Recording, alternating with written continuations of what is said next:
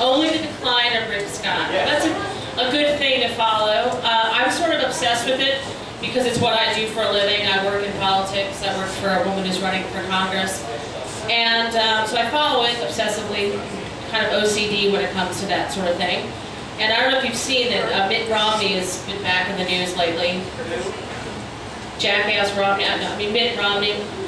He's been criticizing President Obama. I mean, he's a Republican. He's like, I would have done a better job. I don't know if that's true. In fact, I don't think it is. But, and it got me, people always ask me down here, I just moved here from Washington, D.C., and people in this area ask me how I got involved in politics. And the truth of the matter is, I grew up on Long Island in a 2-to-1 Republican district, and I grew up as a Democrat. And my parents didn't like me very much. So I would go canvassing at about 8 years old for a Democrat. And I visioned my parents, I don't know if they said this, being like, oh yeah, go canvassing in this 2-to-1 Republican district as for a Democrat. Go, and we'll see you later, baby. Good luck, have fun. And so I started campaigning at 8, and then, which is ridiculous.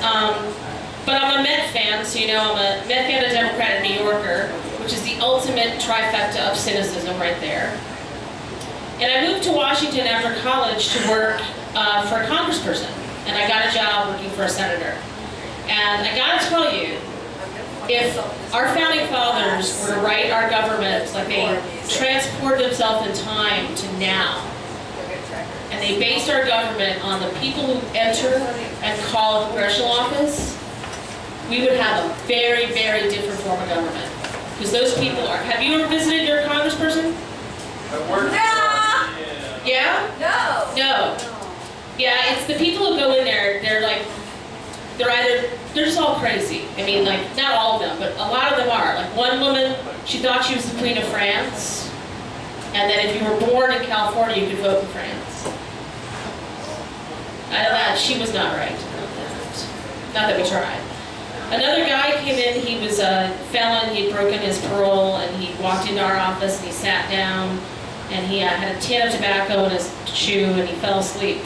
It's like, why would you, if you're breaking your parole, go to a federal building and tell people that? Oh, by the way, I don't tell my parole officer I'm here, I wasn't supposed to leave the state of California. Doesn't seem to be a good idea to me. And then we had people who would just be, outwardly racist or whatever. Someone kept writing us, telling us, the reason your bills aren't doing well is because you don't eat enough meat. And they sent it in with a bunch of recipes. 4 different kinds of meat loaf, meat whatever, meat patties, veal and whatnot. But then this whole 10-page diatribe about meat and its benefits. The last line said to Senator Feinstein of California, just that name is important for this, too bad all the meat distribution is controlled by the Jews. Yes. Whatever. It was so bizarre. And since then, I've worked on 5 presidential cycles because I'm really and I'm going to tell you a little bit about that.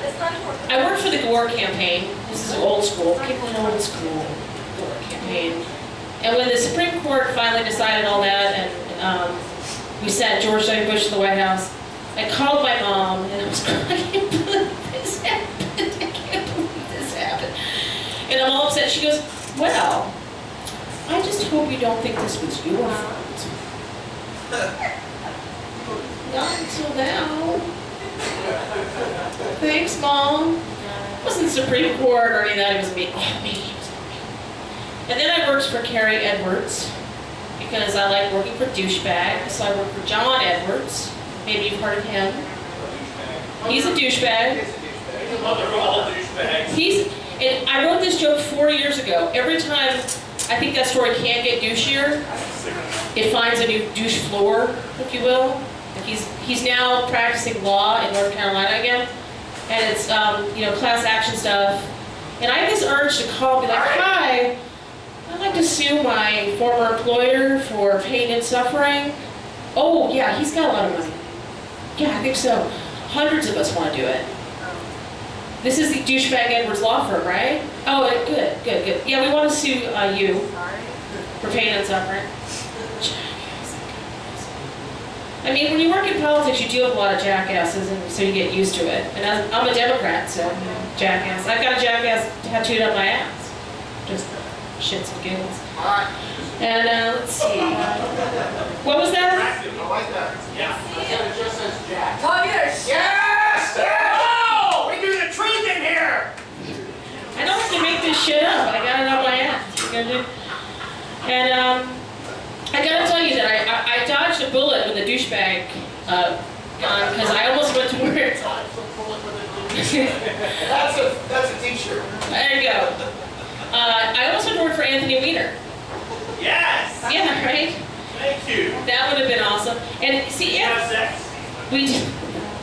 So let's... I actually worked with his wife for like 5 years. No, we did not have sex. But he pissed me off because, and I'm gonna come back to, go bring this full circle. He upset me because he had this great flag. I'm a Met fan, like I said. And it was Mets championship, National League championships for 2000. So I'm like, your flag? He goes, yeah, you're just sucking up now.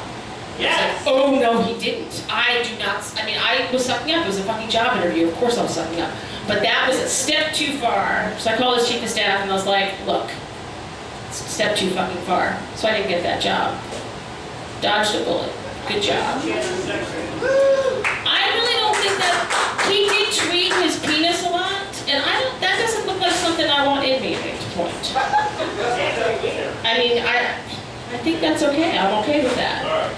But anyway, he's been back in the news too because he's been tweeting about his going on sex sites, which seems like he never wants to be in the public eye again, apparently.